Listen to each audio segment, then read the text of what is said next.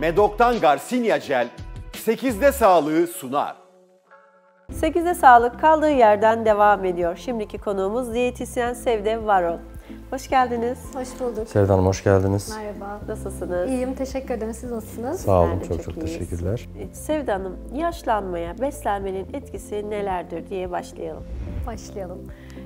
Şimdi yaşlanma aslında yaşlanmayı düşündüğümüz zaman çok genetik bir faktör gibi düşünülüyor. Yani insanlar genetiğin işte annesi babası nasıl yaşlanıyorsa kendisinde öyle yaşlanacağını inanıyor ve düşünüyor. Aslında temelde tabii ki genlerimiz, genom yapımız buna çok en büyük etken olabilir. Ama şimdi bizim son dönemlerde nütrogenomik dediğimiz yeni bir beslenme dalı ortaya çıktı. Bu da beslenmeyle genetiğimizin hangi genlerimizi aktive edip hangi genlerimizi uykuda tutabileceğimizi araştıran yeni bir dediğim gibi bilim dalı. Bu nütrogenomik bize diyor ki evet genetik olarak yaşlanmaya bir meyilimiz var.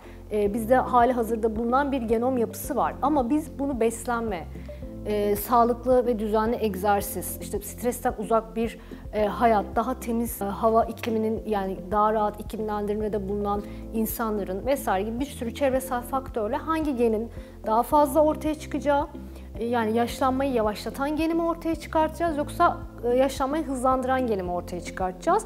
Bu aslında biraz da beslenmeyle alakası oluyor. O yüzden evet etkisi var.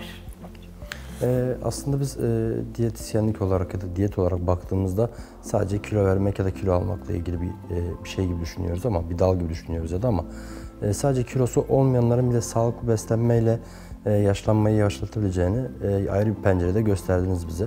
Doğru beslenme gerçekten yaşlanmayla ilgili güzel sonuçlar veriyor mu? Evet, kesinlikle. Zaten fonksiyonel beslenme ya da fonksiyonel tıp son dönemlerde çok fazla ortaya çıktı. Daha doğrusu daha görünür hale, daha duyulur hale geldi. Fonksiyonel beslenme dediğimiz şey şu: karnımızı doyuruyoruz, belki ideal kiloda kalıyoruz ama bize yararlı fonksiyonel gıdalar almıyor olabiliriz. Yani örnek veriyorum, harcadığımız kalori 1800, biz 1800 kalori alıyoruz ama o kalorinin içeriği ne? Yani aldığımız gıdaların içeriği ne? İçerisinde işte bir likopen oranı var mı? İçerisinde bir anti-aging oranı var mı? E vitamininden yüksek mi? Bağırsak sağlığımızı düzenliyor mu? Bu tür hem sadece bizi doyurmakla kalmayıp, beslemekle kalmayıp fonksiyonel olarak da cildimize, yaşlanmaya, tenimize iyi gelen yiyeceklere fonksiyonel gıda diyoruz. O yüzden de sadece dediğiniz gibi çok doğru söylediniz. Kilo almak ya da kilo vermek değil, bedenimizin potansiyelini zirveye çıkartmak için de aslında sağlıklı beslenmemiz gerekiyor. Peki beslenme ile zamanı durdurabilir miyiz? Kesinlikle durdurabiliriz. Yani tabii ki çok iddialı bir şey. Yani sadece beslenerek, sağlıklı beslenerek zamanı durdurur muyuz gibi bir şey diyemeyiz ama etkisi her geçen gün çok daha fazla olduğu kanıtlanıyor. Kişi dediğim gibi genetik olarak yatkınlığı olabilir ama sağlıklı beslenerek, düzenli uyuyarak, düzenli egzersiz yaparak gerçekten yaşını çok daha ileride işte belki 5, 10, 15 yaş daha genç gösterebiliyor. Harika. Siz güzel özetlediniz aslında. Yaşlanmayla ilgili iki tane faktörden bahsettiniz. Ben sizin konuştuklarınızdan yola çıkarak söylüyorum. Birincisi sağlıklı beslenme, ikincisi genetik. Peki bu ikisinin hangisi daha fazla ya da daha baskın diyebiliriz yaşlanmada? Aslında böyle bir orandan bahsedemeyiz ama şunu şöyle toparlayabiliriz. Genetik yapısı yaşlanmaya yatkın olan kişinin sağlıklı beslenerek yaşlanmayı yavaşlatabileceği ama genetik yapısı daha genç olmaya müsait birinin de nasıl beslenirse beslensin genç kalabileceği. O yüzden aslında burada ne yapıyoruz? İkisini birlikte harmanlamayı öneriyor. Tabii ki genetiğimize hiçbir şey yapamayız ama genetik faktör olarak biraz bir üst nesli gözlemlememiz gerekiyor. Yani mesela babamız kaç yaşında saçlarını ağardı? İşte annemiz kaç yaşında nasıl gözüküyordu? Bunları biraz gözlemledikten sonra kendimizle ilgili böyle sağlıklı beslenerek tabii ki cilt bakımları, işte stressiz yaşam bunlar da tabii ki çok önemli ama beslenmemizi düzenleyebiliriz.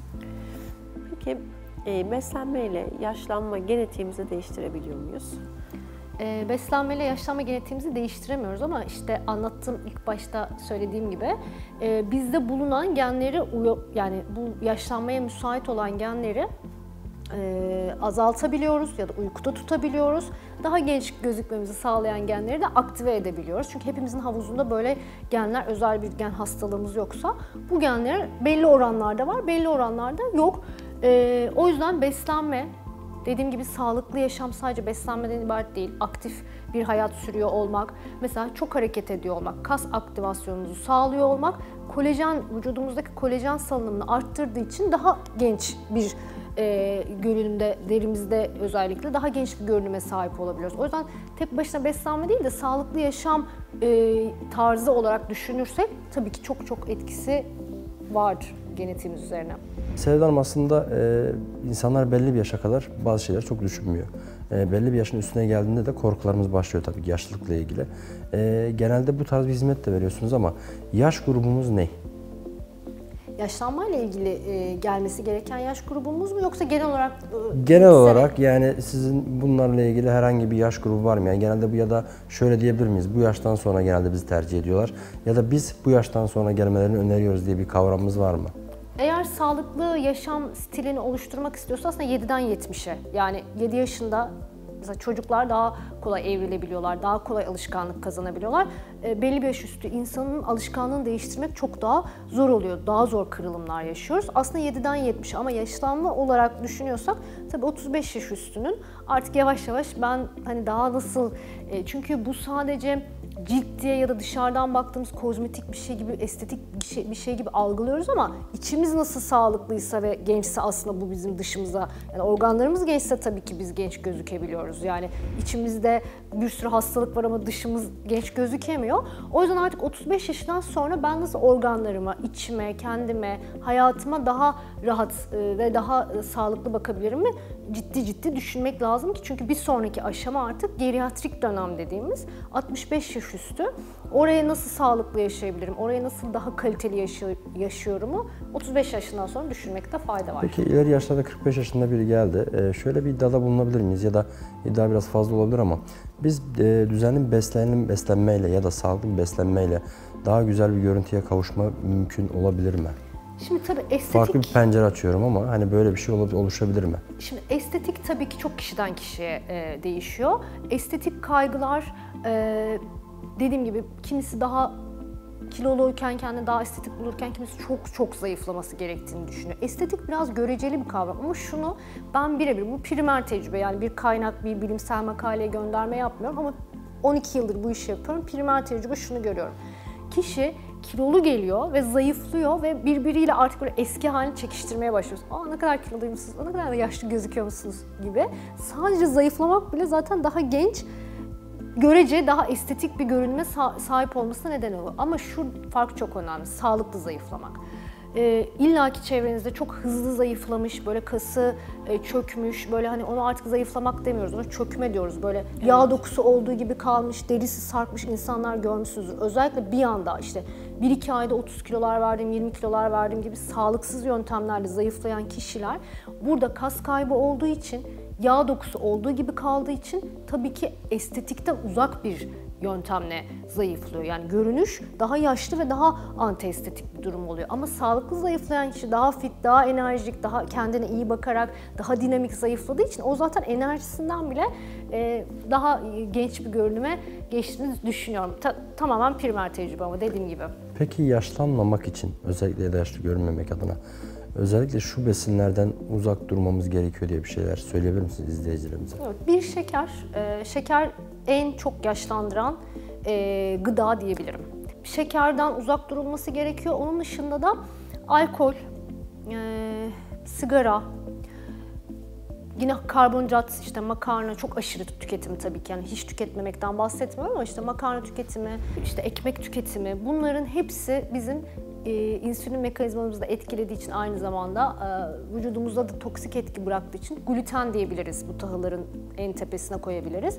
Bunların kullanımı bizi daha hızlı yaşlandırıyor. Spor, egzersiz ya da farklı uygulamalar öneriyor musunuz? Tabii ki spor, dediğim gibi zaten olmazsa olmaz. Hem kolajen aktivasyonu için hem de daha dinamik, aktif bir yaşam sürmek için, yani daha kendimizi iyi hissetmek, genç hissetmek için, iyi halimizin artışı için. Ama en çok önerdiğim şey, son dönemde yapılan araştırmalar gösteriyor ki az öğün beslenmek, yani 1-2 öğün beslenmek bütün günü. geçirmek bizim telomer dediğimiz böyle kısaldıkça yaşlılığımızın arttığı bir DNA yapımız var. DNA'nın içerisinde bir yapı var. Bu telomer kısaldıkça biz yaşlanıyoruz.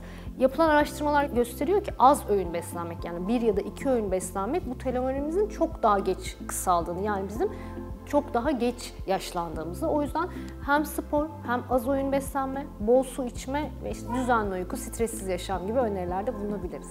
Çok teşekkür ediyoruz. Çok teşekkürler. Ağzınıza sağlık. Teşekkürler. 8'e Sağlık'ta bugünkü konuğumuz diyetisyen Sevde Varol'du. Kendisiyle çok keyifli bir sohbet gerçekleştirdik. 8'e Sağlık kaldığı yerden devam ediyor. Medok'tan Garcinia Jel 8'de sağlığı sundu.